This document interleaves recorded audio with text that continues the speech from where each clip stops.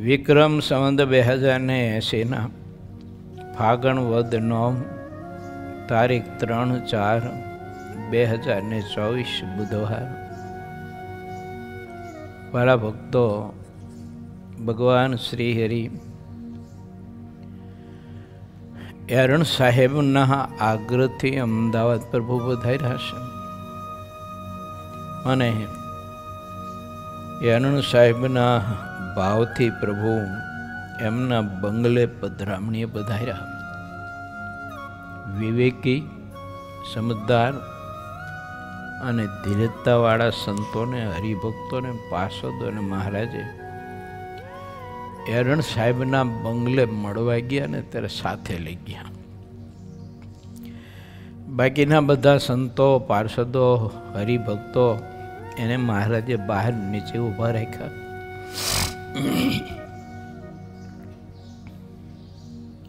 પછી એરણ સાહેબે મહારાજને ઘણા બધા પ્રશ્ન પૂછ્યા છે. તો એના ઉપરથી એમનો આધ્યાત્મિક નોલેજ કેટલું હોય છે ને તે દર્શન થાય છે.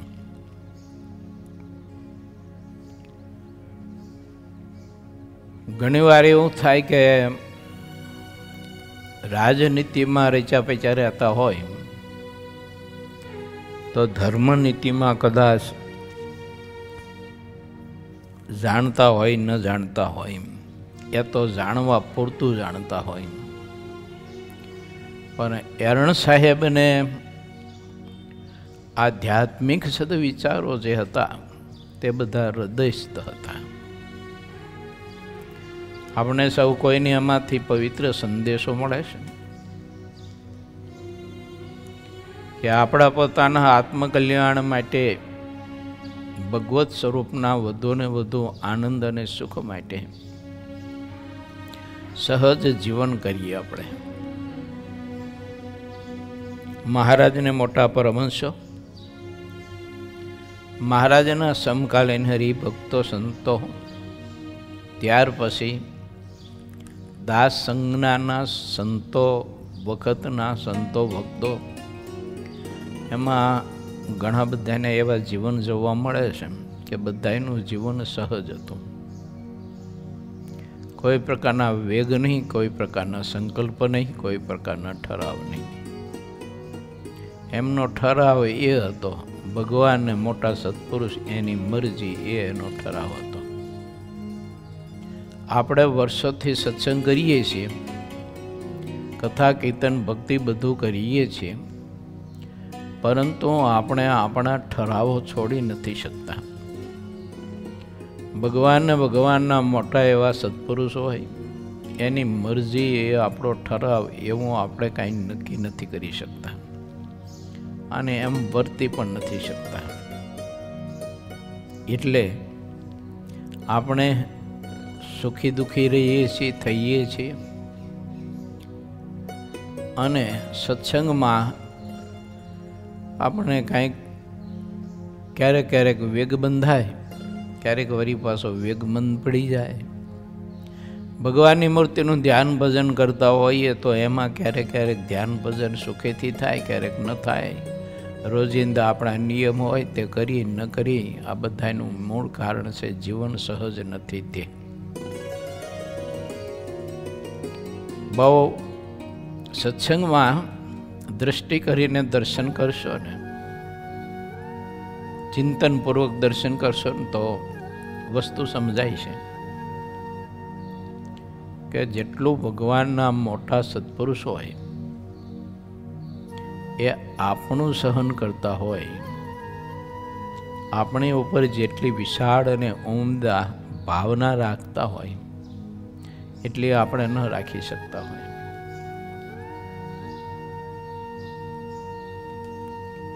એમના નીચેનો જે વર્ગ હોય ને એ એટલો ન રાખી શકતો હોય, અને એ નીચેનો વર્ગ સંતો, પાર્ષદો, સાધકો એટલો ન રાખી શકતા હોય, એટલો હરિભક્તો ન રાખી શકતા હોય.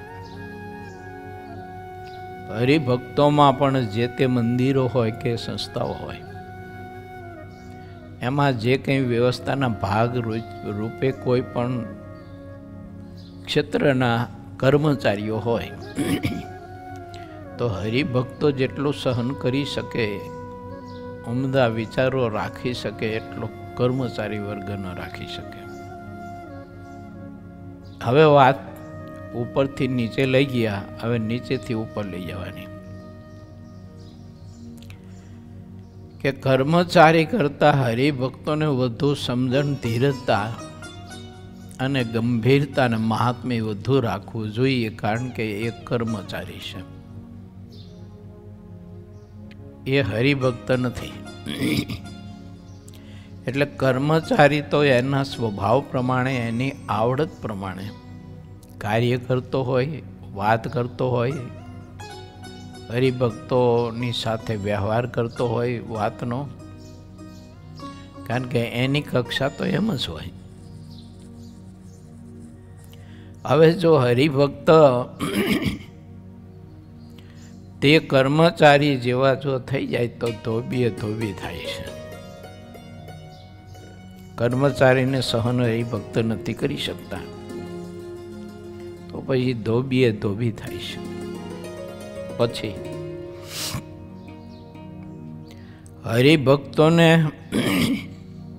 એથી ઉપર જે સંતો હોય તે સહન નથી કરી શકતા, અને એને નથી જાળવી શકતા, એટલે કે એને નથી સમજી શકતા.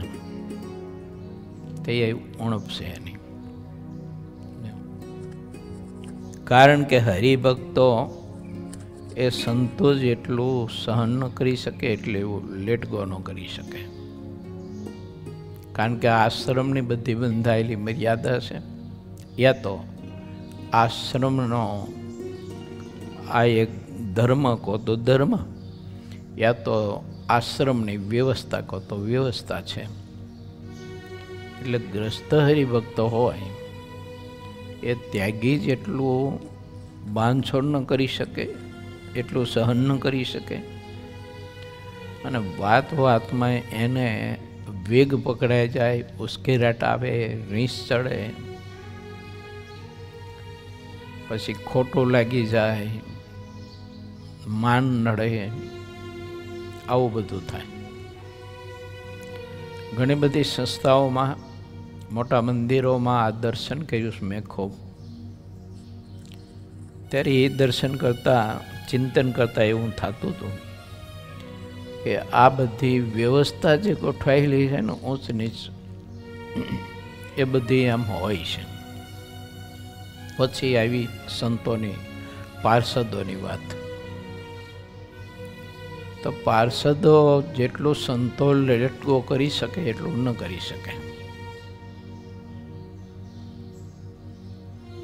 અને એ જેટલું સમજી શકે એટલું એ ન સમજી શકે. માટે સંતો જો પાર્ષદોની સાથે બેસવા ઉઠવા વાર્તાલાપમાં મર્યાદા ન રાખે તો એ પણ ધોબીએ ધોબી થાય છે. પછી આવી સંતોની વાત. તો સંતો જે હોય મંડળમાં 2-5, પછી એમાં 2-5 વરિષ્ઠ સંતો હોય, તો એ વરિષ્ઠ સંતોને એટલા અંશે ન સમજી શકે એ, અને એટલા અંશે મર્યાદા રાખી શકે ન રાખી શકે, એટલે અનેક પ્રકારના એને વેગ આવતા હોય છે. અને અનેક પ્રકારના વિચારો, સંકલ્પો, માન, પ્રતિષ્ઠા વગેરે વગેરે પોતાની ઈચ્છાઓ પૂર્તિ કરવી, પોતાની ઈચ્છા ક્યાંક ક્યાંક બર ન આવી હોય તો એમાં અનેક પ્રકારની અકળામણો, અનેક પ્રકારના કંઈક કંઈક વેગો બધા, એ બધા બંધાય છે એમાં. અને એ વેગ અને એ અકળામણ એને બહુ પીડા આપે છે. અને ધ્યાન ભજનમાં મોક્ષના સાધન કરવામાં એને વિક્ષેપ બહુ કરે છે, અને એ બહુ ન પૂરાય એવી મોટી ખોટ છે એને. પછી આવી એથી મોટા વરિષ્ઠ સંતો છે એની વાત. એ એનાથી નીચે સંતો એને સહન ન કરી શકે, એના તરફ ઉમદા વિચારો ન રાખી શકે, લેટ ગો ના કરી શકે, તો એને પણ ધ્યાન ભજનમાં યા તો કાર્ય કરવામાં અનેક પ્રકારના માન અપમાનના બીજા ત્રીજા વિચારો, ગાઢ સંકલ્પો એને વિક્ષેપ કરે. એટલે એનાથી નીચેના જે સંતો હોય એને બહુ સહન કરવા પડે. એને સહન ન કરે. જે વરિષ્ઠ સંતો હોય એને નીચેના સંતો હોય એ સહન ન કરી શકે. એ તો ગમે ત્યારે એને મોઢા તોડ ગમે તેમ જવાબ આપી શકે, એ આપી દે. હવે એ જોઈ એને મોટા વડીલ વરિષ્ઠ સંતો હોય એને એ સંતો પ્રત્યે, એ પાર્ષદો પ્રત્યે, એ સાધકો પ્રત્યે મારા તારાના ભેદ જો બંધાય તો એમાં અહમ મમત્વની ગ્રંથિ બંધાય. અહમ મમત્વની ગ્રંથિ બંધાય એટલે તેમાં અહમ મમત્વ સીધો જ એને ધ્યાન ભજનમાં અને આધ્યાત્મિક દૈવત પ્રાપ્ત કરવામાં એને વિક્ષેપ કરે. પછી આવી વાત બધા કરતા શ્રેષ્ઠ બધાના મોવડી એટલે એના ગુરુની વાત આવી. એના ગુરુ એને નીચેના જે સંતો હોય એ વરિષ્ઠ સંતો, એથી નીચા સંતો, અને એથી પાર્ષદો ને, એથી સાધકો ને, એથી નીચે હરિભક્તો ને, એથી નીચે કર્મચારી. એને ઠેઠ કર્મચારીથી માંડી અને વરિષ્ઠ સંતો સુધીનું બધું જ એને એકલાય સહન કરવું પડે. જો એ સહન ન કરે તો બધી જ વાત ખોરવાઈ જાય, બધી જ વ્યવસ્થા ખોરવાઈ જાય. એટલે એને કર્મચારીથી માંડીને હરિભક્ત, હરિભક્ત ઉપર પાર્ષદ, સાધક, સાધક ઉપર પાર્ષદ, પાર્ષદ ઉપર સંતો, સંતો ઉપર વ્યવસ્થાના ભાગરૂપે ગોઠવેલા વરિષ્ઠ સંતો, ત્યાં સુધીનું બધું જ એને સહન કરવું પડે. બધું જાણતા હોવા છતાંય પણ સહન કરવું પડે. હવે એ જે વાત છે ને એ આપણે બહુ નિરીક્ષણ કરી અને દર્શન કરીને તો આ વાત મેં કીધી નહીં પકડાય. કે મોટા સદગુરુઓ જે થઈ ગયા એ જીવના કલ્યાણ માટે કેટલું બધું જીવનું જાણવા છતાંય પણ સહન કરે. કેવળ જીવના કલ્યાણ માટે, પોતાના સ્વાર્થ માટે એને કોઈ સહન કરવાનું આવતું નથી. કારણ કે એને સ્વાર્થ જ નથી, સહન કરવાનું ક્યાંથી આવે? એને સ્વાર્થ જ નથી તો પછી એને ધીરજતા ત્યાં રાખવાની ક્યાં આવે છે? એને પરમાર્થ છે કે નીચેનો વર્ગ જે કર્મચારીથી માંડીને વરિષ્ઠ સુધી સંતોના બધાને એને ભગવાન પાસે પહોંચાડવાનો આશય છે. એને બીજો કોઈ સ્વાર્થ નથી. બધું જ વહન કરતા હોય. આખા મંદિરનો વહીવટ આપણા દાદા ગુરુ હરિનાનદાસ સ્વામી 40 વર્ષ સુધી મહંત પદે રહ્યા મોડીના. હવે એ વખતે 450 સાધુનો સમાજ, 75 હરિ બ્રહ્મચારીઓ, 150 પારાઓ, હવાઓ, બધા હરિભક્તો સેવામાં રહેતા. બધાના સ્વભાવ ભિન્ન ભિન્ન, બધાની રુચિ ભિન્ન ભિન્ન, બધાને જુદું જુદું જુદું જુદું બધાને જોતો હોય. કોઈને આમ સગવડતા જોતી, કોઈને આમ સગવડતા જોતી હોય, કોઈને આ સગવડતામાં કોઈ થોડુંક આગું પાછું કર્યું હોય, આ તે બધું કેટલું હોય બધું. તો એ બધું જ લેટ ગો કરી અને આપણા દાદા ગુરુ હરિનાનદાસ સ્વામી બધા ઘૂંટડા પી જઈને બધાને ભગવાન શ્રી હરિની મૂર્તિનું સુખ પમાડી દેવા સિવાય એને કોઈ સ્વાર્થ નહીં, કોઈ લક્ષ્ય નહીં. હવે જો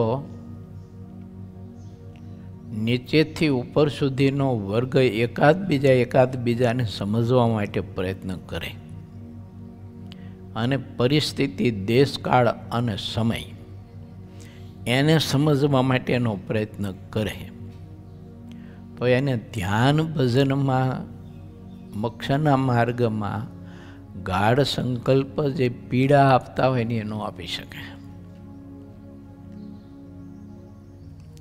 એ પીડા જરાય આપે જ નહીં, ગાઢ સંકલ્પ જ ન થાય ને. એટલે સહજ જીવન સુખદાયી રહે છે અને પાખંડી પીડાય છે. એને બહુ પીડા હોય છે પાખંડીને. મેં જે વાત બતાવી એમાં એકાદ બીજાને સમજવામાં ખામી રહે અને બીજાને સહન કરવામાં ખામી રહે એટલું આપણામાં પાખંડીપણું કહેવાય. બતાવી છે ભક્તપણું, બતાવી છે સેવકપણું, બતાવી છે દાસપણું, પરંતુ એમાં ઘણી બધી ખામી છે. કારણ કે દાસ હોય ને એનું લક્ષણ મહારાજે પ્રથમના 14માં બતાવ્યું. મહારાજ કે જે ભગવાનનો દાસ થયો ને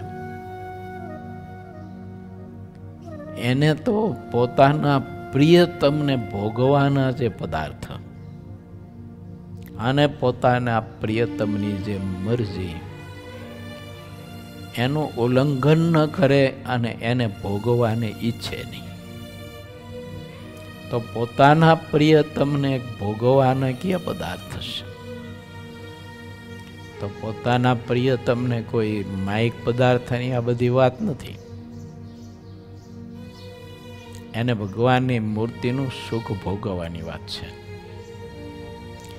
ભગવાનની મૂર્તિનું સુખ ને ભગવાનની મૂર્તિ સંબંધી પંચ વિષય ભોગવવાની વાત છે. જો તો એને પંચ વિષય સંબંધી સુખ ભગવાન સંબંધી ભોગવવું છે તો એને દાસત્વ પણ રાખવું પડે. જો દાસત્વ પણ આપણે ચૂકીએ તો પોતાના સ્વામીને ભોગવાના જે પદાર્થ છે એ પદાર્થનો આનંદ ને સુખ પ્રાપ્ત કરવામાં એને કંઈક વિક્ષેપો નડે, એટલું સુખ ન આવે. હવે પોતાના સ્વામીને ભોગવવાના જે પદાર્થ એને સિદ્ધ નહીં છે એ બાબતમાં થોડીક વાત કરું. તો પોતાના જે સ્વામી હોય એને ભોગવવાના પદાર્થમાં શું ખબર છે? ઠાકોરજીએ બીજા જીવના કલ્યાણ માટે એને જે ગુણ આપ્યા હોય, જે અધિકાર આપ્યો હોય, જે સામર્થ્ય આપ્યું હોય, જે શક્તિ આપી હોય, તે અધિકાર, તે સામર્થ્ય અને તે શક્તિને નીચેનો વર્ગ છે ને એને ઈચ્છાય નહીં કોઈ દિવસ. એનો સંકલ્પ સુધા ન કરાય કે મને આવો કંઈક અધિકાર પ્રાપ્ત થાય. કારણ કે એ મોટા પુરુષને પરમાત્માએ આપ્યું છે. તો મોટા પુરુષ છે ને એ અધિકારને ભોગવતા નથી. આપણને દેખાય આપણી દ્રષ્ટિએ કે એ અધિકારને ભોગવે છે. અધિકારને ભોગવતા નથી. એ અધિકારને એક વ્યવસ્થાના ભાગ રૂપે વ્યવસ્થા માને છે અને એ વ્યવસ્થા માની અને મોટા પુરુષ નીચેનો વર્ગ હોય એની વૃત્તિ મહારાજની મૂર્તિ સિવાય બીજે આગે પાછી ન થાય. એને પરમાત્માએ આપેલો શ્રદ્ધાનો વિષય ગુણ વિશ્વાસનો ગુણ, ભરોસાનો ગુણ, પરમાત્માને પામી જવા માટેનો પ્રીતિનો ગુણ, એ આઘો પાછો ન થાય, ડેમેજ ન થાય, બીજે ન જોડાઈ જાય, એના માટે મહાપુરુષો તે અધિકાર ભગવાનની ઈચ્છાથી સ્વીકારી અને તે અધિકારને વ્યવસ્થાના ભાગરૂપે એક વ્યવસ્થા માની અને આપણું બધું જ એ મહાપુરુષો છે ને એ વ્યવસ્થા કરતા હોય આપણી બધી, એમ કે આપણને ભક્તિમાં પ્રવર્તાવવા માટેની. હવે એ ભક્તિમાં આપણને મોક્ષના માર્ગે પ્રવર્તાવવા માટેની વ્યવસ્થા કરતા હોય એ જોઈને આપણને કંઈક એ દેશી કાઢવાનો સંકલ્પ થાય. મનમાં આપણે એમ થાય કે આ પુરુષો કેવો અધિકાર ભોગવે છે ને એને કેટલા લોકો આજ્ઞામાં રહેશે અને એ કેટલા બધા એને આજ્ઞામાં રાખે છે, તો હું પણ કંઈક આવું કરી શકું એમ છું. એ સંકલ્પ થયો ને એટલે મોટા પુરુષને ભોગવવાના જે પદાર્થ છે ને એને પોતે ભોગવવાની ઈચ્છા કરી, એટલે દાસત્વ પણ ગયું એનું. મહારાજ પ્રથમના 14માં એમ કહે છે કે જે દાસ થયો તેને પોતાના સ્વામીને જે ભોગવવાના પદાર્થ છે એ ભોગવવાને સિદ્ધને ઈચ્છે, સંકલ્પ સુધા સિદ્ધ ને થાય છે તો દાસત્વપણામાં એને બહુ મહા મોટી ખોટ છે. હવે બતાવે છે દાસત્વપણું અને પોતાના સ્વામીને ભોગવવાના પદાર્થ એટલે પોતાના સ્વામીને ભોગવવાનું જે કંઈ પરમાત્માએ સામર્થ્ય આપ્યું છે કે અધિકાર આપ્યો છે એને ઈચ્છે છે, એટલે એને કહેવાય પાખંડ. તો ભગવાનના ભક્તને વિચારવું જોઈએ.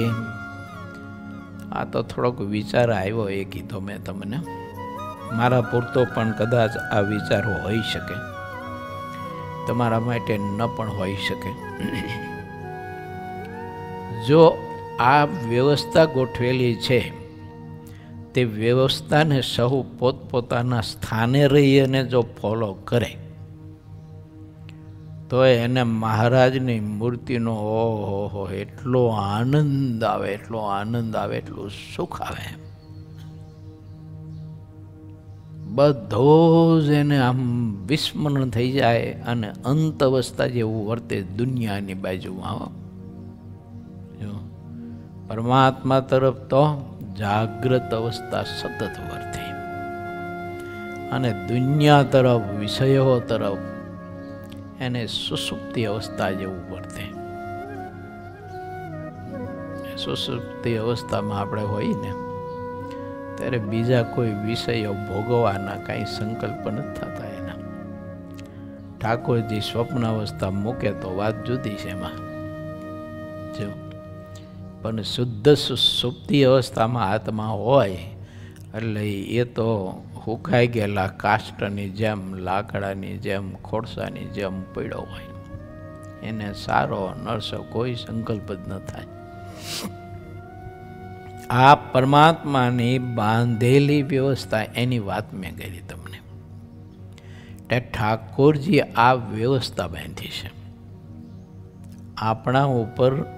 આપણો સદગુરુ, આપણા સદગુરુ ઉપર એનો સદગુરુ, એની ઉપર ભગવાન પુરુષોત્તમ નારાયણ, અને એ પુરુષોત્તમ નારાયણની મરજીએ કરીને એ સદગુરુ આપણને ભગવાનની ભક્તિમાં પ્રવર્તાવવા માટેનો જે અધિકાર છે એ અધિકાર ભોગવે છે. મતલબ ભોગવાનો કે આપણને ભગવાનની ભક્તિમાં પ્રવર્તાવે છે. તો એ આપણને ભગવાનની ભક્તિમાં પ્રવર્તાવવા માટેનો જે અધિકાર ભોગવે છે એ અધિકાર ભોગવવામાં એ મહાપુરુષો કેટલું બધું આપણું ઝેર પીતા હોય છે. હવે એ ઝેર નથી દેખાતું અને આપણને અધિકાર ભોગવે છે ને એ દેખાય છે, એટલે ગડબડ ત્યાં થાય છે આપણી કે અધિકાર ભોગવે છે એટલે એ આપણને ગડબડ એમ થાય ને સંકલ્પ એમ થાય કે એ 5-25 માણસોને સત્સંગ કરાવી શકે ને ભગવાન ભજાવી શકે છે અને એ ભગવાનના માર્ગે એને પ્રવર્તાવી શકે છે. તો એમના કરતાં હું ઝાઝો ભણેલો છું, હું તો ઝાઝો હોશિયાર છું, હું તો બહુ બુદ્ધિશાળી છું, તો એ તો હું કરી શકું એમ છું. આ સંકલ્પ જે એને થાય ને એ પોતાના સ્વામીને ભોગવવાનો જે પદાર્થ છે ને એને ભોગવવાને ઈચ્છો કહેવાય. અને એ ઈચ્છા થઈ એટલે એના દાસત્વ પણ આમાં એટલી ખામી છે. મહારાજે એવું લખ્યું છે કે ભગવાનનો જે દાસ થયો એને કાંઈ કરવું રહ્યું નથી. એના દર્શને કરીને તો બીજા જીવનું કલ્યાણ થાય. તો જે દાસ થયો એના દર્શને કરીને કે એના ગુણે કરીને પણ બીજા જીવનું કલ્યાણ થાય. તો એ દાસમાં કેટલા ગુણ હોય, કેવી સમજ હોય, કેવું દિલ એનું મોટું ઉદાર હોય, કેટલું મહાત્મય ભર્યું હોય એને ભગવાન ને ભગવાનના ભક્તનું, ઉપરના નીચેના બધાનું એને મહાત્મય કેટલું ભર્યું હોય. ત્યારે એના ગુણે કરીને એના દર્શને કરીને પણ જીવનું કલ્યાણ થાય. તો મારે તમારી એ વિચાર પકડવો જોઈએ કે આપણો ગુણ કોઈને આવે ને તો એ આત્માનું કલ્યાણ થઈ જાય. આ ગુણ ઉપદેશ કહો તો ગુણ ઉપદેશ, ગુણ કાર્ય કહો કલ્યાણનું તો ગુણ કાર્ય કહેવાય. કલ્યાણ કાર્ય આપણે કરીએ છીએ, ઉત્સવ સમય આ બીજું ત્રીજું આ બધા કલ્યાણ કાર્ય છે. તો આ ગુણ કાર્ય છે એ પણ અનંત જીવના કલ્યાણ કરી શકે છે.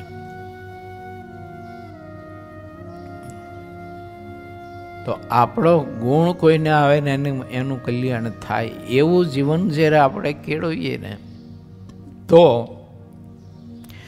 પોતાને ભગવાનની ભક્તિનું અને મહારાજની મૂર્તિનું સુખ અને મહારાજની મૂર્તિના સામીપ્યનો આનંદ એ લગરી કે આંખનું મટકું મારે એટલી વારે ઓછો ન થાય અને મહારાજનું સામીપ્ય એટલી વારે પણ ઘટે નહીં, દૂર ન થાય. એટલે સત્સંગમાં ભગવાન શ્રી હરિએ આપણને આવા બધા સદવિચારો પોતાના જીવનથી આપ્યું છે. મહારાજનું જીવન જુઓ તમે, સહજ જીવન છે મહારાજનું. એનો ત્યાગ હતો, 11 વર્ષની ઉંમરે ત્યાગ કર્યો મહારાજે, પણ ત્યાગ કેવો હતો? સહજ ત્યાગ હતો. કોઈ ત્યાગમાં તમને આપણને કોઈ જગ્યાએ ક્યાંય આડંબર, વેગ, દંભ કાંઈ ન દેખાય. કોઈ પણ ગમે તેટલી મહેનત કરીને મરી જાય ને તો એમાંથી કાંઈ ન નીકળે. આવું હતું જ નહીં, ક્યાંથી નીકળે?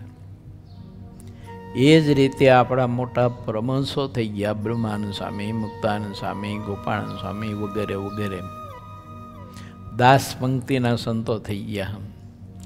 હરિનાથદાસ સ્વામી, બાલમુકુંદ સ્વામી, અક્ષરજીવન સ્વામી વગેરે વગેરે બધા પરમહંસો સંપ્રદાયમાં એ બધા જ મહાપુરુષોનો આપણે જીવન જોઈને તો ત્યાગ, વૈરાગ, ભક્તિ, પછી પોતાના નીચેનો વર્ગ હોય તો એને પરમાત્માની ભક્તિમાં પ્રવર્તાવવા, ધર્મમાં પ્રવર્તાવવા, નિયમમાં પ્રવર્તાવવા, સદાચારમાં પ્રવર્તાવવા, શિસ્તમાં પ્રવર્તાવવા, બધી જ બાબતમાં તમે જોવો ને તો એની બધી સહજતા,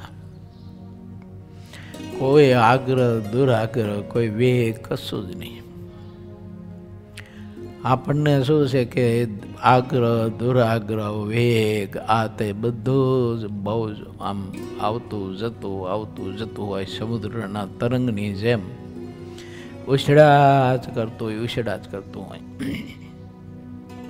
એટલે આપણે દાસત્વ ભક્તિમાં એટલી ખામી છે. મહારાજે કહ્યું છે ભગવાનનો જે દાસ થયો, મહારાજ કે એને કાંઈ કરવું રહ્યું નથી. જ્યાં સુધી આપણે કરવું પડે છે, જ્યાં સુધી આપણે બળ કરવું પડે છે, ત્યાં સુધી દાસત્વપણામાં બહુ ખામી છે. એ ખામી દૂર થાય એના માટે મારે ને તમારે બધાએ પ્રયત્ન કરવો જોઈએ અને એવા ભગવાનના ખરેખર દાસ થવું જોઈએ આપણે. આવી બધી વાતો મહારાજના અને પરમહંસોના જીવનથી આપણને દર્શન કરવા મળે છે, શ્રવણ કરવા મળે છે, ચિંતન કરવા મળે છે, એનું વલણું કરીને એમાંથી અર્ક કાઢવા મળે છે. ભગવાનના ભક્તે ખૂબ આવો આત્મચિંતન કરવું જોઈએ કે મારા ઠાકોરજી મારા ઉપર કૃપા કરીને આટલો બધો સર્વશ્રેષ્ઠ યોગ આપ્યો છે, તો હવે કાર્ય માટે, વિષયો માટે, મારા સંકલ્પ માટે, મારું ધાર્યું કરવા માટે, મારી ઈચ્છાને બર લાવવા માટે, યા તો મારી ઈચ્છા પૂર્તિ ન થતી હોય એના માટે મને આગુ પાછું કેમ થઈ જાય છે? તપી કેમ જાઉં છું? કોઈના શબ્દ સાંભળીને વેગ કેમ બંધાઈ જાય છે મને? બહુ તો સાજો પાકા બધું જોઈએ ને તો બીજાના શબ્દ સાંભળીને જ વેગ પકડાઈ જતો હોય છે. કોઈ આપણને આવીને કોઈ બાબતમાં વાત કરે કે આજે આમ થયું તો તરત જ વેગ પકડી જાય. રે એમ કંઈ ચાલતું હોય છે, હાલતું હોય છે, વાત કરો તે કે એમ થોડુંક હાલે.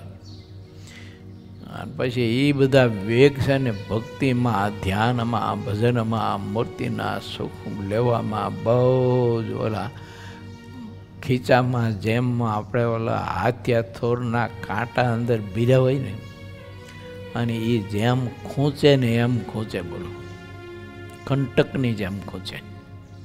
હવે આના જેવી મોટી ખોટ કઈ બીજી કહો જોઈએ? ન પુરાવે મહા મોટી ખોટ કહેવાય. અમને ત્યાગીને તમને ગૃહસ્થન બધાની વાત છે, ગુરુ હોય કે ચેલા હોય બધાની વાત છે. બધાને આ કંટકની જેમ ખૂંચે. મહારાજની મૂર્તિનો આનંદ ને મહારાજની મૂર્તિનું સુખ જેટલા અંશે લેવું ઘટે એટલા અંશે સુખ ન આવે. વજરામૃત એમ કહે છે કે ભગવાનની મૂર્તિનું દર્શન કરે ને ત્યારે મૂર્તિ પણ એને કરડી દેખાય, અંદર માનનું બીજ ભર્યું હોય. એટલે અંદર માનનું બીજ ભર્યું હોય તો મહારાજ કે ભગવાનની મૂર્તિનું દર્શન કરે ને ત્યારે ભગવાનની મૂર્તિ પણ એને કરડી દેખાય છે. ભગવાનની મૂર્તિ કરડી નથી, એ તો એકદમ અતિ પ્રસન્નતા અને પ્રેમ કરુણાથી ભરેલી મૂર્તિ છે. એમાં કેવળ ને કેવળ પ્રેમ, કરુણા, દયા, સ્નેહ, ઉદારતા, ધીરતા, ત્યાગ, વૈરાગ, આત્મનિષ્ઠા, ભક્તિ, સમર્પણ, સ્નેહ, સમજણ, સુરદભાવ, આ મૂર્તિમાં નિતરતો રસ આ બધો ભર્યો હોય છે. પણ મારામાં એ બીજ પડ્યું હોય એટલે મને તે મૂર્તિ તે રસ રહિત એટલે નીરસ દેખાય છે. મૂર્તિ નીરસ નથી, મને દેખાય છે. કેમ? તો કે મારો આત્મા નીરસ થઈ ગયો છે એટલે નીરસ દેખાય છે. માટે ભગવાનના ભક્તે ખૂબ મનન કરવું, ચિંતન કરવું, વિચારવું અને દ્રઢ સંકલ્પ એવો કરવો આપણે સહુ કોઈ કે મારે એવા ભગવાનના અને ભગવાનના સંત ભક્તનો દાસ થવો છે. એવો ભગવાનને ભગવાનના સંતનો ભક્તનો મારે દાસ થવો છે. બહુ મોટી વાત છે, સમજાય તો. બાકી બધું જાય અધરાધર એ સદા સુખી રહે. અને એમાં પછી જેટલું પાખંડ આપણું બળે એટલું સુખમાં આપણને વિક્ષેપ થાય અને સુખમાં દુઃખ હોય. આનું કારણ મહારાજની મૂર્તિના સુખમાં વિક્ષેપ આવે એનું કારણ આપણે પોતે પંડે જ હોય છે. એનું કારણ બીજું કોઈ હોતું નથી. નથી દુનિયા, નથી વિષય, નથી કોઈ વ્યક્તિ, નથી કોઈ અધિકાર, નથી કોઈ પદ. મહારાજની મૂર્તિમાં આપણને જેટલો વિક્ષેપ આવે છે એ વિક્ષેપનું કારણ જ પંડે આત્મા છે. કારણ કે આત્માની અંદર આવા બધા કોઈ પણ અવ્યક્ત બીજ પડ્યા હોય છે. ત્યારે એ આત્માને ભગવાન શ્રીહરિની મૂર્તિનો એ આનંદ અને સુખ નથી લેવા દેતા. એ અવ્યક્ત બીજ અને એને પુરુષોત્તમ નારાયણ સિવાય કોઈ પકડી ન શકે. મહારાજે પ્રથમના 18માં કહ્યું કે અંતકણ તો કોઈને પકડવામાં આવતા નથી. બકરાને સિંહ જેમ પકડે એમ હું મહારાજ કે પકડું છું. હવે મહારાજ આપણને પકડાવે તો એ અવ્યક્ત બીજ પકડાય, અથવા મહારાજ જેના દ્વારા પકડાવે તો પકડાય.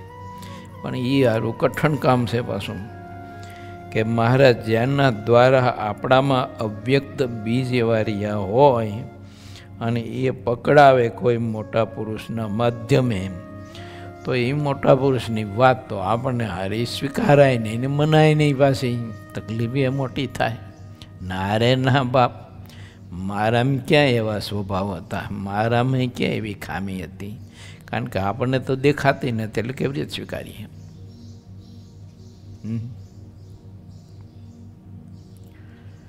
આપણે નજરે જોયું હોય અને પછી કોઈ આપણને કહે કે તારા ઘરમાં યાર ઉગરી ગયો છે તો આપણે આ પાડી. રાતે ઉતા હોય ને ગરી ગયો હોય ને પછી કોઈ એમ કહે તો આપણે આ પાડી જ નહીં. જો ન સ્વીકારી. ના રે ના ભલામણ આવે તું ખોટો ભય ઊભો કરેશ કે જો મને શાંતિથી ઊંઘ આવે છે તે ઊંઘમાં વિક્ષેપ થાય, તું ભય ઊભો કરેશ, બીવરાવાની વાતું કરેશ, એમ થોડુંક હતું હોય છે. ત્યારે અમારા ઘરમાં તો કીડી નથી જઈ શકે એવી અંદર, તો પછી બોરિંગ કેવી રીતે જાય? ન સ્વીકારીએ આપણે, કારણ કે દેખાતો નથી. મોટા પુરુષને દેખાણો છે ને દેખાય છે એટલે આપણને કહે છે કે એલા ભલા માણા તારા ઘરમાં ગરી ગયો છે, ગમે ત્યારે ફૂફાડો મારશે. જો આ દરબારમાં ગરી ગયો એક ટંગબંગ પાછળ, ક્યાંય કોઠી બોઠી પાછળ, તો જ્યારે નીકળશે ત્યારે પછી ફૂફાડો મારશે. એમ આપણામાં અવ્યક્ત બીજ આવા કંઈક પીડા હોય ને ત્યારે ગમે ત્યારે ફૂફાડા મારે.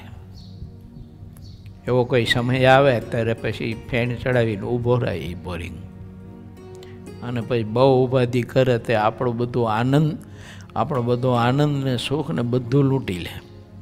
અને માં મરી જઈ હોય એની જેમ છે ને માણસ આવું ઉદાસ થઈને રહે. આખી દુનિયા જાય લૂંટાઈ જઈ હોય ને, જો બોલાવો તો બોલાય નહીં, ખાવું ભાવે નહીં, એક બાજુ બેઠો હોય ખૂણામાં હા ઉદાસ થઈને. આવું બધું થાય એમ સંભવ છે. કેમ તો કે મોટા પુરુષે બતાવ્યો પણ એને ન માન્યું. મારામાં છે જ નહીં, મારા ઘરમાં તો બોરિંગ ગયેલો જ નથી. ન સ્વીકાર્યું. પણ બોરિંગે ફૂંફાડો માર્યો તો એ ન સ્વીકાર્યું. વાત વાતમાં માણસ રીસાઈ જાય, વાત વાતમાં ભીસાઈ જાય, વાત વાતમાં માણસને દુઃખ લાગે, વેગ પકડાય, આ બધું જે થાય છે એનું કારણ શું છે કે આવા બધા અવ્યક્ત બીજ ફૂંફાડા મારે પડ્યા છે અંદર. એટલે ભગવાન શ્રી હરિ આપણને પોતાના આ વિચરણના માધ્યમથી અને પોતાના જીવનના અને પોતાના પરમહંસના જીવનના માધ્યમથી બતાવવા માગે છે કે હે મારા ભારતવાસીઓ, પરમહંસો, ભાઈઓ બાઈઓ બધા સમજો કે આવો અવસર ફરીને તમને નહીં મળે. ફરીને આવો સત્સંગનો યોગ નહીં મળે. મહારાજ અને એરણ સાહેબ પ્રશ્નોત્તરી કરે છે. તે કથામાં આપણે પ્રવેશ કરીએ. પોર 19મો, તરંગ 48મો. દંભ ને પાખંડ ઓળખાયો કે ન ઓળખાયો? પકડાયો કે ન પકડાયો? કોને દંભ કહેવાય? આપણા દાસત્વપણામાં જેટલી ખામી ભેદ પડ્યો એ બધો દંભ અને પાખંડ છે. વિચારજો. ભદ્રમાં એરણ સાહેબના સાત્વિક પ્રશ્નને શ્રીહરિએ આપેલા ઉત્તર સાંભળજો. એરણ સાહેબે શ્રીહરિને કહ્યું કે અમારા કરતા આપમાં ઇલમ ઘણો વધારે રહ્યો છે. લો, એને પકડી લીધું. કેમ? સાહેબ સમજી ગયા કે અંતકરણમાં આવા અવ્યક્ત બીજ હોય ને એને તો આ એક મૂર્તિ સિવાય કોઈ પકડી ન શકે. કોઈના બાપની તાકાતને કઈ પકડી શકે? જોલો, અંગ્રેજ માણસો આપણા જેટલો સત્સંગનો યુગ નહીં કઈ. જો કોઈ સાહિત્યનો યુગ હોય નહીં, પણ જબરી વાત છે ને. એને બોલો તરત મહારાજને કહ્યું, પ્રભુ આપની પાસે આપમાં જે ઇલમ છે એ ઘણો વધારે રહ્યો છે અને તેની અમને ખબર ન પડે. જેમાં શુભ નીતિ ન હોય તે માણસ તો પશુના જેવો છે અને તેવા મનુષ્યને ઉપદેશ રૂપ ઇલમથી આપ ખરો માનવ બનાવો છો. કેટલું મહારાજ લેટ ગો કરતા છે કહો જાય ત્યારે ઓલાને માનવ બનાવે છે. જો આ એવી મહારાજમાં કળા હતી, કહેતા પ્રભાવ, સામર્થ્ય અને એ પુરુષોત્તમ પણ માણસને તો થાય, કરી શકાય, પણ બ્રહ્માંડોના બ્રહ્માંડો રચતા હોય અને બ્રહ્માંડો ચલાવતા હોય અને એ બ્રહ્માંડોનું પોષણ કરતા હોય એવા તત્વોને પણ નિયમમાં પ્રવર્તાવે. કેવો ઇલમ છે પ્રભુ પાસે. આપણે તો શેડાર જેવું હોય એને નથી પ્રવર્તાવી શકતા. શું આવે? એના ઉપર શાસન નથી કરી શકતા. એ આપણું માને નહીં. ઘડીકમાં મળી ઊભું રહે, નથી કરવું, લે એમ નહીં થાય. એમ ત્યારે પુરુષોત્તમપણું જો તમે બતાવે છે. ભગવાનમાં પુરુષોત્તમપણું કેવું બતાવે છે કે જે બ્રહ્માંડોના બ્રહ્માંડો રચે, પોષણ કરે, સંહાર કરે, બધી વ્યવસ્થા ગોઠવે, એવું શક્તિ, એવી શક્તિ, એવું સામર્થ્ય અને એને પણ નિયમમાં પ્રવર્તાવે એવો ઇલમ પુરુષોત્તમ નારાયણના હાથમાં છે. એવી જબરી વાત છે કે નહીં? જેમાં શુભ નીતિ ન હોય તે પશુ જેવો છે. સાહેબ એવું કહે છે. એને તમે ખરો માનવ બનાવો છો. હવે માણસને આવો માનવ બનાવો હોય તો એના માટે રમત કહેવાય છે. ઓલા બધા મોટા જબરા બધા સમ્રાટો જેને કરોડોની સંખ્યામાં, અબજોની સંખ્યામાં કાંઈક શક્તિ પોતાના ઈષ્ટ માનતા હોય. જો અસંખ્યાત આત્માઓ એને પોતાના ઈષ્ટ માનતા હોય અને એને નિયમમાં પ્રવર્તાવે. બોલો કેવો ઇલમને, કેવું સામર્થ્ય. એ આપણે જેવા ગલુડિયા જેવા ને નિયમમાં વર્તાવે તો હવે તો રમત વાત કહેવાય. હવે જો આપણા બધાને સ્વભાવ ટાળવાની ને હરખા સીધા દોર ચલાવવા એ તો આવું રમત વાત કહેવાય. આ દુનિયામાં બહારના ભૌતિક સુખથી જે લોકો સુખ માને છે તે ચાહે તેવા હોય, પણ હું તો તેમને પશુ સમાન સમજું છું. આ બધી સમજણ તો આપની છે અને અત્યારના આપના પ્રસંગથી પરલોકની વાત પણ સાચી છે. તેવી અમારી બુદ્ધિ થઈ ગઈ છે, હતી નહીં. તમારા દર્શનથી થઈશ. પરલોકની બાબતના જ્ઞાનમાં અમને યથાર્થ રૂપમાં ગમ નથી, તો તે જ્ઞાન જે રીતે બરાબર થાય તેવી રીતે આપ અમને સમજાવો.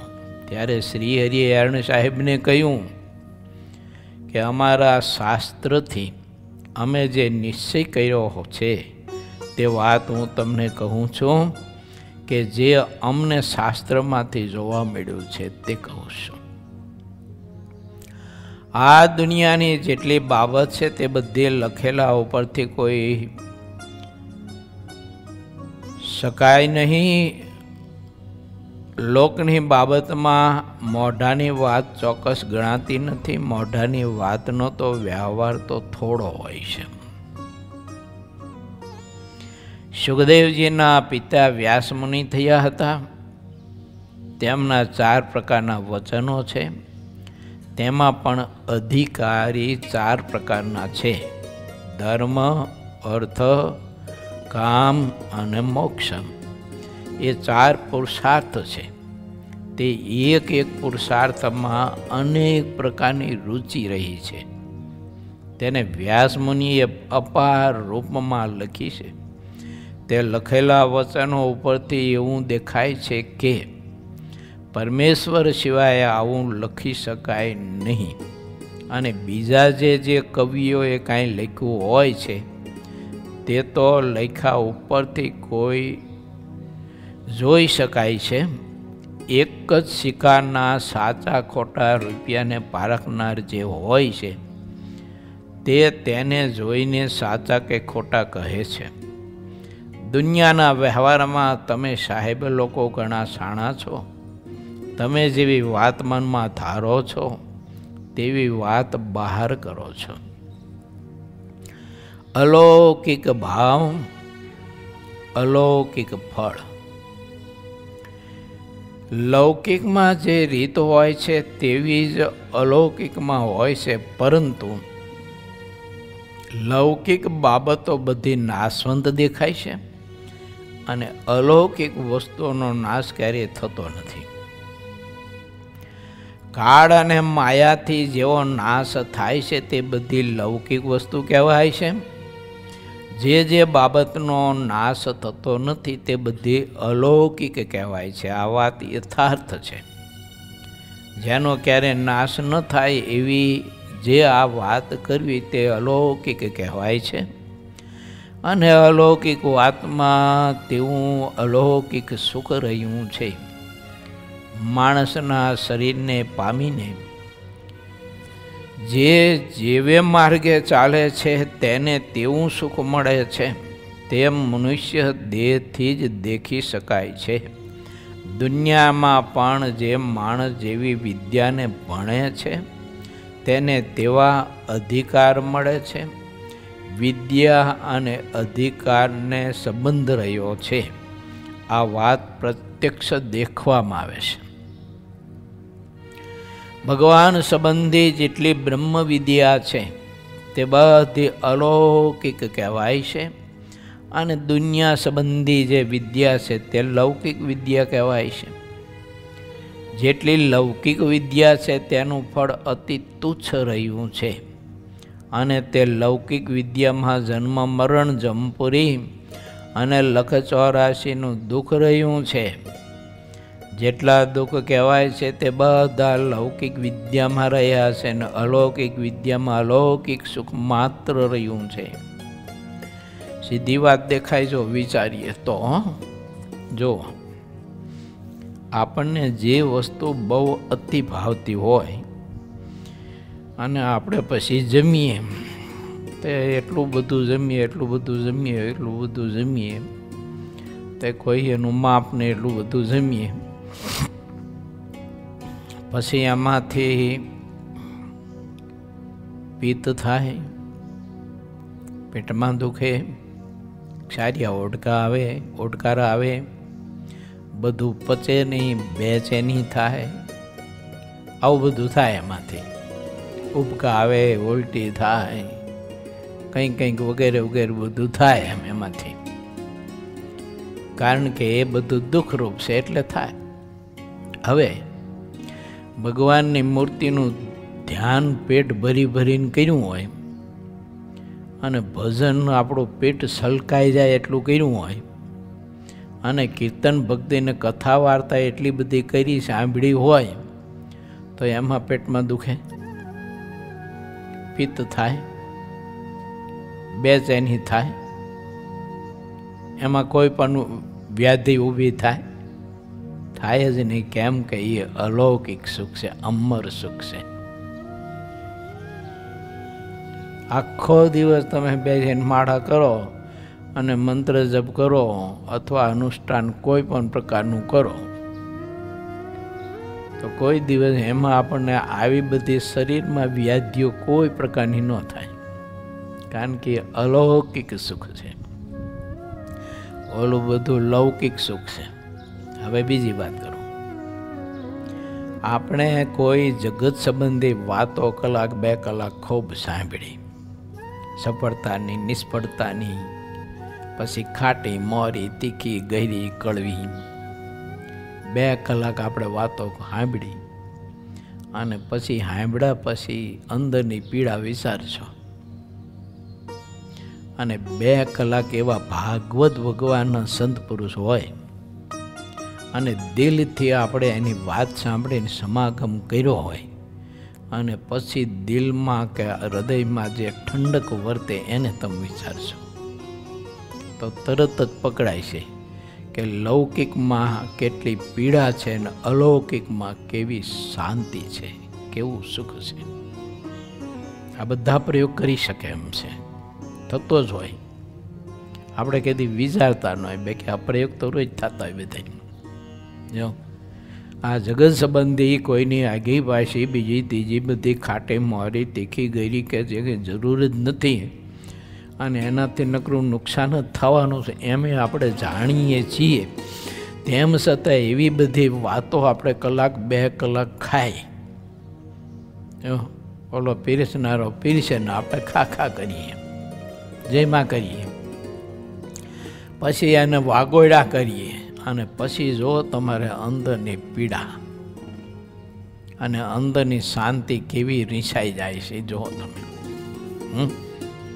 અંદરની શાંતિ રીસાઈ જાય, અંદરની રહેલી ભક્તિ પણ રીસાઈ જાય, અંદરને રહેલો ધર્મ પણ રીસાઈ જાય, અંદરના રહેલા ગુણો પણ રીસાઈ જાય ને એને દુઃખ થાય કરે રે અમે બધા આનામાં પ્રવેશ કરીને એને સુખી કરવા માટે ભગવાને મોટા પુરુષની આજ્ઞાએ કરીને આને વિશે અમે પ્રવેશ કરીને રહી છે આના ઘરમાં, એટલે કે આત્મામાં.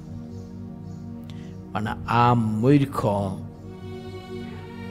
અમારો આપેલો આનંદ એ લેતો નથી અને ઓલાની આપેલી પીડા છોડતો નથી.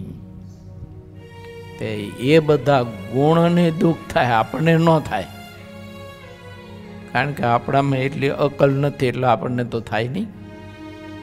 પણ ગુણોને દુઃખ થાય એટલે ગુણોને દુઃખ થાય એટલે ગુણો રીસાઈ જાય અને ઓલા દુર્ગુણો છે ને એ ઘર કરી જાય. પછી જીવને એવી પીડા આપે, એવી પીડા આપે, એવી દુઃખ આપે તારી જાતના એટલે તાર ભોગવ્યા. આ પંચ વિષય ભોગવા છે ને તાર બહુ આસક્તિ છે ને તને, આ જગત સંબંધી બધી વાતો જે છે ને આ એ સાંભળવાનો બહુ રસ છે ને તે સાંભળી લે તારી જાતના જો. અને પછી એવી પીડા ઊભી કરે ગાઢ સંકલ્પની કે ન પૂછો વાત એવી કરે. કેમ? લૌકિક સુખ દુઃખરૂપ છે, અલૌકિક સુખ તે સુખરૂપ છે. તે દિવ્ય સુખ તો ઘણું અપાર છે, તેમ અમે નિશ્ચય કર્યો છે. અલૌકિક માર્ગ તો સત્સંગ છે અને તે સત્સંગને માર્ગે ઉમંગથી જે ચાલે છે તે બધા મનુષ્ય જાતિ કહેવાય છે. તે સિવાયના પશુ પંખી સર્પ વગેરે અને વૃક્ષ વેલી તથા ઘાસ ઇત્યાદિક જે છે તે તથા પર્વત સરોવર નદી મહાસાગર વગેરે સત્પુરુષના યુગથી તત્કાળ તીર્થરૂપ થયા છે. સત્સંગ આટલો બધો મતવાલો છે એટલે કે કલ્યાણકારી છે. ત્યારે એર્ન સાહેબે કહ્યું કે અમારા બધા જ અંગ્રેજ સાહેબોનો મોક્ષ કઈ રીતે થશે તેનો અમારા મનમાં ઘણો સંશય રહ્યો કરે છે. અમારા સમજમાં ચોરી અને વ્યભિચારની રીત હોતી નથી, પણ શરીરને સાચવવા નિમિત્તે બીજી કેટલીક રીતો રહી હોય છે. એર્ન સાહેબ જેવું છે એવી ડાયરી ખોલે છે. આ દેશમાં આવ્યા પછી આપણા પ્રસંગથી અમને કેટલાક બ્રાહ્મણો જે ગુપ્તપણે પાપ કરતા હતા તેને અમે દોષરૂપ સમજ્યા છીએ. પૂર્વ દેશમાં જે કંઈ હતા લોકો તેઓ એક વાત ઘરે ઘરે કરતા રહેતા, તેને અમે નજરે દેખી છે તે હું કહું છું. પૂર્વ દેશના જે ઉચ્ચતરના માણસો જે હતા તે અમારે ત્યાં નોકર થઈને રહે છે ને તે માંસનું ભક્ષણ કરતા હોય છે. તો પછી બીજાની તો વાત ક્યાં શું કહેવી. આ ઉચ્ચ જ્ઞાતિમાં જન્મ પામ્યા પછી પણ જો શરીરના પોષણ માટે અને શરીરના ધર્મને સાચવવા માટે આવી બધી અભક્ષ્ય વસ્તુ ખાતા પીતા હોય અને એવો રજોગુણ આચરતા હોય તો પછી બીજા જીવની તો શું વાત કરવી અમારે.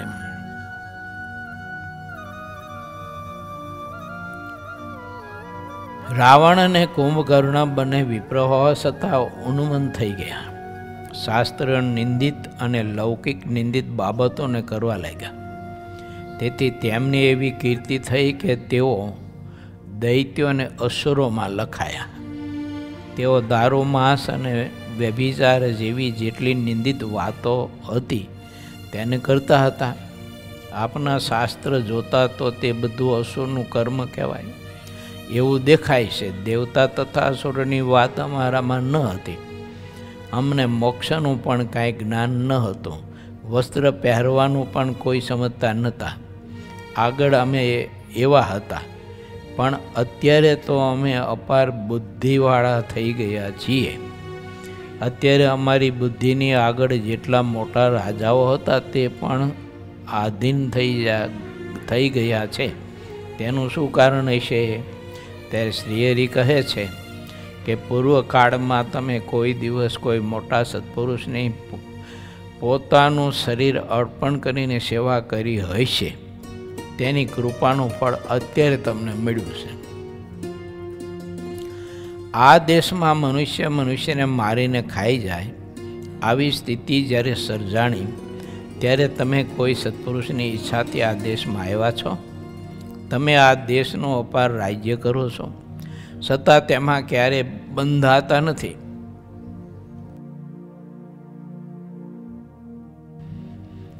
અને તમારા મનમાં તેનું લગાર પણ અભિમાન નથી.